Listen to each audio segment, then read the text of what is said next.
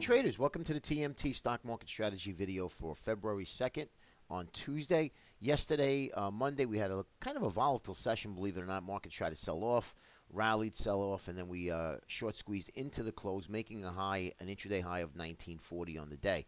We are down right now about 13 handles in the ES, 1918 last, early morning Eastern time here.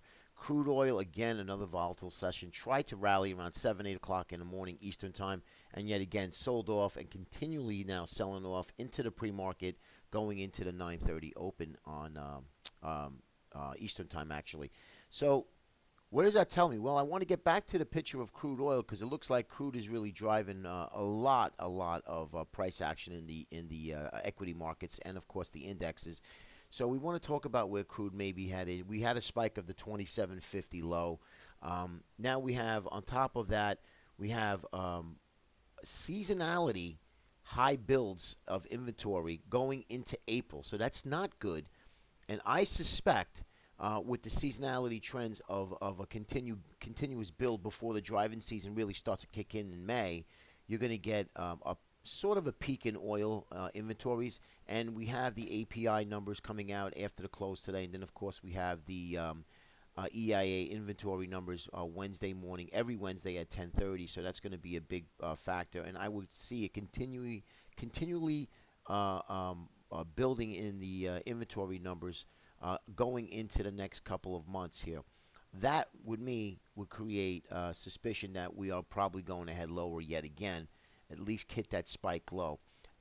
That's what it looks like. If you look at the seasonal trends, based on that, and based on what we're looking at on the charts of lower lows and lower highs, I do suspect that we would probably test, if not take out, the 27.50 low in crude itself. CRB in front of you here, based on a basket of commodities, you could see that this does not look good on a daily chart. We have a series of lower lows and lower highs. You could see here. This is on a daily now where the 20 continues to hold true. Fail, we're back underneath it again. I would suspect again that we continue at least get down to that 155 area here. Okay, but this is all telling me that crude oil and commodities, aside from gold, because we have that fear trade going on, because we have high volatility, I would think that crude oil gets a little bit lower, and I am looking for that low or lower of that 27.50 print. And then we're going to start looking at some oil stocks, which I think oil stocks going to be a better play than the commodity itself. Crude oil monthly, you could see that monthly area. I am looking for a break below that 27.50, and if we do break that, I mean, all hell could break loose, guys.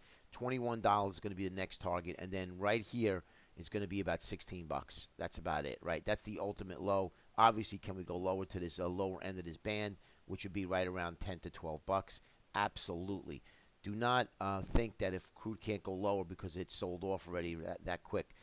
Commodity stocks, it in itself, they tend to overshoot to the downside and to the upside. So be very, very careful with that. That's the monthly chart. That's the bigger picture. Now let's take a look at the daily chart. 38% Fibonacci retracement at 40.53. You could see that it basically didn't even get up there before it started to roll over again. So 27.50 is going to be that low that's going to need to hold. I think you're going to see that, and then if not, you're going to see a bigger flush down below that 27.50, okay? So that's my analysis on crude. Let's get right into the indexes. McClellan Oscillator, highly reliable. You could see we broke out of that band. We're not quite overboard as of yet, so I would still suspect, believe it or not, a little bit more of a rally. But this rally, you have to treat it suspect because it is horrible. There is no legs to this rally at all. I am looking for a little bit more push to the upside. Possibly mutual fund inflows helping that a little bit, and that's going to be a great opportunity to short. I want to see this spike back above, outside of the band, and we're going to look to short back above here. You could see what a horrible rally this has been. This is the SPX here line chart. So not a good sign, guys. Not a good sign at all. Okay, so let's go on to the next. Here's the VIX. And again, guys, the VIX needs to spike. Here's where I think we're going to have that tradable low.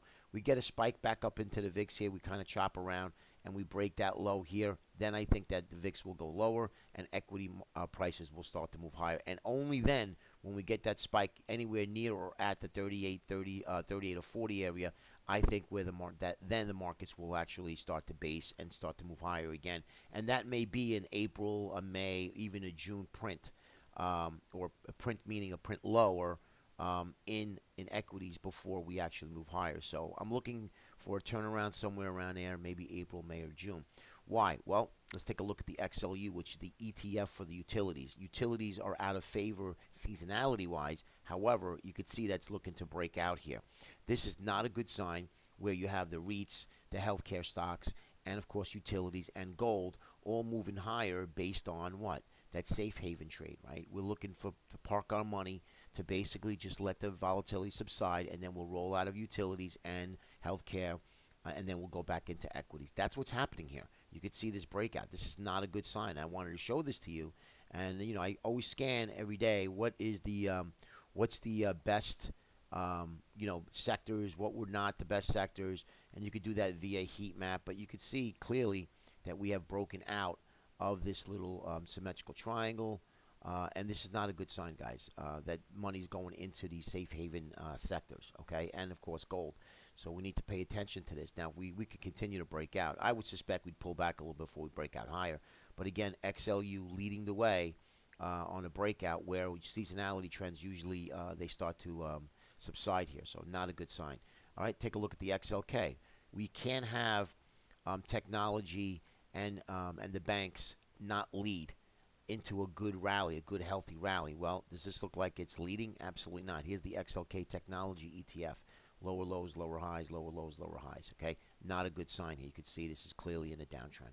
All right, you could even make this a broadening bottom here, possibly. So let's see what happens here, but this does not look pretty at all. Take a look at the daily chart of the XLF, banks and financials. Does this look pretty to you? Not at all.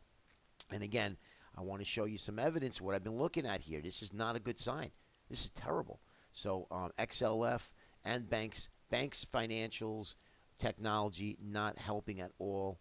And that's not a good sign as well. So, I mean, and also obviously the culprit is the lower yields that the banks are getting hurt on. All right, let's take a look at the indexes here. Spider daily chart, target 193.50 off of that M formation hit. That's going to be resistance actually held. Here's your two support areas. And again, we did break out of this, and this is what I've been looking for, right? A breakout. And look at the MACD. Can't even get above that downtrend line. So we just ever so slightly popped our head above it. So let's see if we fail. Maybe go up a little bit more. Maybe tag that, get that gap fill area here, tag this 50, and then start to roll over again.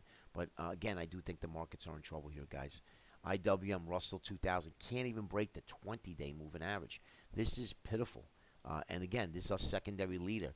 I'm looking for a rally back up to here where I could love to get short this market. Can't do it. This is not a good sign. Here's those thin zones.